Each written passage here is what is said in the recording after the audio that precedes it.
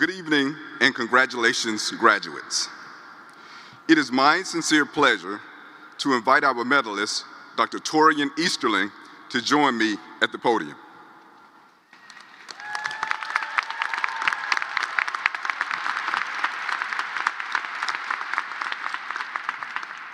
Dr. Easterling, we are here today to honor your achievements and to imagine all that is yet to come. For yours is a story that is still being written. Some years ago, as a kid in New Jersey, you began to dream of being a doctor. In pursuit of that dream, you majored in biology at Morehouse College, an institution you credit with helping to shape your identity. There you learned to take a seat at the table where ideas are formed and decisions are made. You proceeded to earn both a medical degree and a master's in public health before setting off to better the world.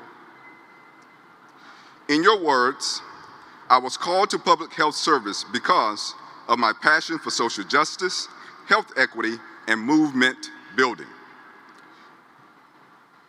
And you have demonstrated your commitment to these principles at every turn. Globally, you helped rebuild Liberia's healthcare system in the aftermath of civil war and headed to Haiti following the 2010 earthquake in response to the crisis there. Here at home, you joined the New York City Department of Health and Mental Hygiene as Assistant Commissioner in 2015. Today, you serve as the organization's first Deputy Commissioner and Chief Equity Officer. In addition to caring for your community as a family practice doctor in Brooklyn. We are especially grateful for your innovative equity response plan as we navigate the complex terrain of the COVID-19 pandemic. You say, public health at its root is a commitment to community organizing, and you have made that real across New York City. You led the effort to implement door-to-door outreach in the most disproportionately impacted areas of the city. You built trust by hiring contact tracers from those neighborhoods and connected people in need with critical local services. And as we began to forge a path to recover, You built trust by hiring contact tracers from those neighborhoods and connected people in need with critical local services as we began to forge a path to recovery. Your series, Reimagining Public Health for NYC, is bringing together leaders in science, medicine, public health, and racial and social justice to shape holistic solutions and keep equity front and center.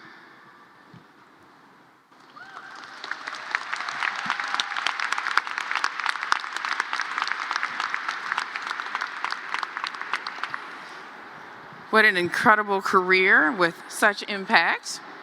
So Dr. Easterling, in all that you do, you raise awareness and open doors. You remind us that racism, both then and now, contributes to unjust health outcomes and that future generations have the power to change the narrative. Throughout our history, Teachers College has fought for racial equity and social justice, and your work makes us proud. In solidarity, and in gratitude, we are most honored to present you with the Medal for Distinguished Service.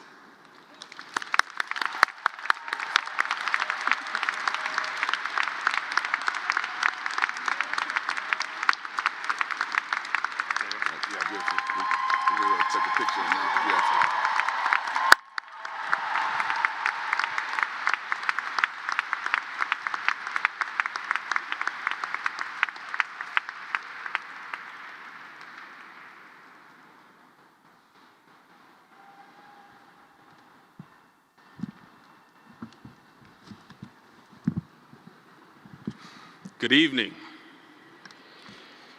If anyone is asking themselves, who is this young man? Let me see if this helps jog your memory. This is Dr. Easterling here again with a COVID-19 public service announcement.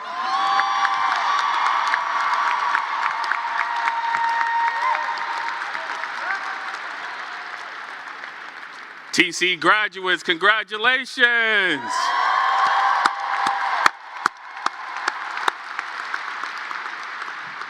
It is an honor to be here this evening with you, celebrating in this moment, to be recognized for the work that myself and my colleagues have done. I am accepting this on behalf of over 6,000 public health colleagues here in New York City who have protected the lives of over 8 million people in New York City, and we thank you.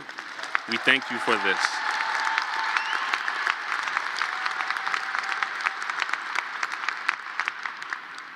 I want to thank Dr. Gooden for that kind and generous introduction, remarking on my journey. Really, there is a lot that I have to go, but it was a lot that we've already done, and I'm so grateful to be recognized this way. Thank you to President Bailey, Provost Rowley, and the entire faculty, administration, and all of the staff of Teachers College. Give it up for all of your faculty members.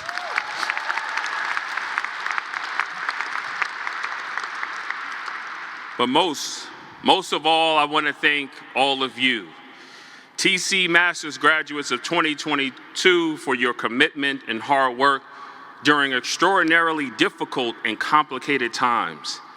I can only imagine the challenge many of you have faced these past 2 years, especially for those who were yearning to be in a fully in-person learning environment, but had to spend at least part of your graduate experiencing Zooming in from home. For all of you, I only hope that your decision to pursue careers and lives of service has been reconfirmed and your dedication strengthened as you dug deep into your studies and practice amid unprecedented and often fearful circumstances. I would be remiss if I did not mention this when I told colleagues at the New York City Health Department who are TC alums that I was speaking here today.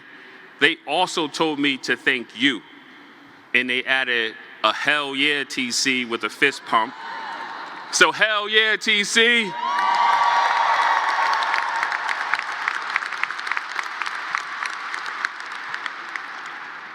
It's no surprise that we share TC fans at the health department when it comes to solidarity around true, deeply ingrained, unabashed, anti-racist teaching, learning, and institutional practice. Listen, TC is the real deal. TC and the New York City Health Department both originated to meet specific needs in underserved 19th century New York City immigrant communities. And it's to TC's credit that ethos of serving the marginalized and delivering change from the ground up has never faded. From a major race relations symposium and associated curricula as far back as 1929, to the launch of the Institute for Urban and Minority Education in 1974, this institution was making space for conversations about race and equity and producing results at times when, well, let's be frank, schools and institutions had more to lose by doing so than they do today. I am proud that the New York City Health Department also began centering anti-racism as a philosophy and goal years before it was trending, especially for a government institution. But while the department has taken a whole city and whole person approach to public health, for decades it has still fallen into the trap of good intentions. And around health inequity in particular, good intentions without rigorous science and data-informed analysis, a clear-eyed understanding of root systemic causes, and a fierce ideology of purpose matched with boldness of vision are stultifying. What James Baldwin once scathingly described, and I quote, "The folly and the cowardice of good intentions have long enabled people and institutions embedded in systems of power, and the DOH is not excluded, at best to miss the mark on affecting real change." See, good intentions did not prevent Black, brown, and indigenous people in New York around the country from experiencing disproportionate rate of illness, hospitalization, and death from COVID-19. Not at all unrelatedly, no amount of equal protection laws or corporate diversity measures kept Black, brown, and indigenous people from disproportionately being unemployed or underemployed, experiencing housing and food insecurity, living in crowded and unsafe conditions, or working essential jobs, all things directly correlated with the worst outcomes during COVID-19. I was incredibly honored to be appointed in September 2020 as the Health Department's first Deputy Commissioner and Chief Equity Officer. A combination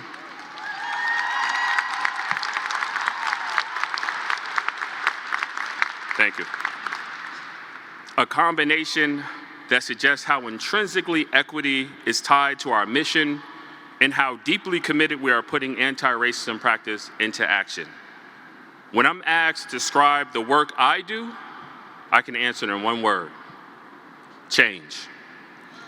The work of change comes in the three main forms: changing minds, changing lives, and changing society.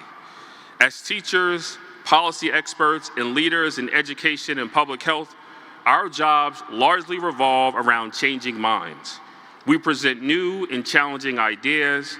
We identify problems and suggest alternatives. We expand people's field of vision and open realms of possibility. For me, my mind was changed at Morehouse, the legendary historically Black college where professors and classmates taught me to think beyond myself and find my voice as a Black man. All Morehouse men are challenged to grow tall enough to wear the crown that Morehouse holds over its head. Well, I might have taken that too literally. And then as a first-year medical student, my mind was changed during a 6-week trip I spent in Ghana examining traditional and Western-infused healing practice.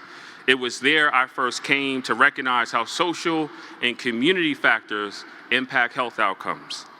In my role at the health department over the last 2 years, the more public-facing part of my job has been to change people's mind about vaccines. But a more long-standing and behind-the-scenes part of my work involved changing minds, both inside and outside the agency, around public health itself, around equity and why it matters, around why notions like equality, inclusivity, and even diversity are insufficient to eliminate inequity and to make the larger changes we need. See, of course, changing minds does not automatically result in changing lives. It takes a lot of work, but when you're lucky enough to directly change lives, the rewards, as I hope and suspect that you know, are profound. I give a lot of this credit to the understanding from my affiliations with amazing organizations and institutions that have defended human rights, such as the Malcolm X Grassroots Movement, a national organization with several chapters in major cities like New York City. One of its pivotal practices is Cop Watch, a program that monitors and documents police actions in Black and brown communities. When I was a member of MXGM, comrades and I launched a food delivery program called Feed Newark. See, like the Black Panther Party, which we drew a lot of inspiration from, we knew that changing lives meant changing the conditions that people live in. And at Rutgers, New Jersey Medical School, I led a team of fellow budding young doctors as we expanded the school's student-run medical clinic, adding clinics and local shelters and bringing clinical and social services to people who sorely needed them. The results were life-changing, and we have the data to back it up. But see, changing society, or really the systems that make up our society, is the toughest change of all. I mentioned earlier that a big part of my job has been to change people's mind about vaccines, specifically to explain to people who are reluctant or doubtful or suspicious that the vaccines are indeed safe and that they will offer added protection to them and their loved ones. And indeed, to that extent, I, or more accurately, the mass public health effort of which I am one small part, have been successful. Indeed, lives have been changed. The more people who are vaccinated, the more people gain a level of protection from COVID-19, and hopefully the spread of the virus will lessen. Again, it takes a lot of work. It also takes a lot of patience and follow-through, or sometimes, as I've learned, a whole lot of public service announcements. This past weekend, while dining out with my family, an older Black woman who announced her age and winked at my wife before approaching us, proudly proclaimed that my PSAs on the COVID vaccine significantly impacted her decision to get one. But even better, she said, was the example I set for so many other members of our community. These are the moments that make it worth it. changing minds and changing lives. But as critical as these are, they only go so far. How do we change the structures that demand so much change in the first place? Changing the systems that are rooted in racism and sexism, LGBT phobia, xenophobia, and other forms of discrimination and hate is not a linear process. It does not flow naturally from good intentions. You are going into a world where the inherent violence of long-standing institutional white supremacy continues to emerge over and over and over again. We are still reeling from the most recent attack in Buffalo, New York, where our systems of law and policing are enshrining the open dehumanization of queer people and women. Speaking out will not be enough. I hate to say it, and as necessary as it is, voting is not going to be enough.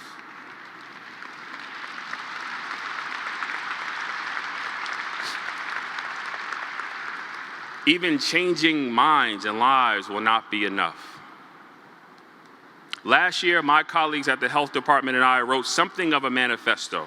We passed unanimously by the New York City Board of Health in October, resolving that racism is a public health crisis. Yes, resolving, not merely declaring. The meat of the resolution is a concrete set of rigorous, system-disrupting action items to which we will be held internally and externally accountable to. This is largely my job to oversee. In your roles as teachers, as institution leaders and managers, as math and science educators, as psychologists and data analysts, as graduates of a school whose mission, and to quote President Bailey, to fight against racism and inequity, I will be turning to you for your partnership and help. We will need all of us.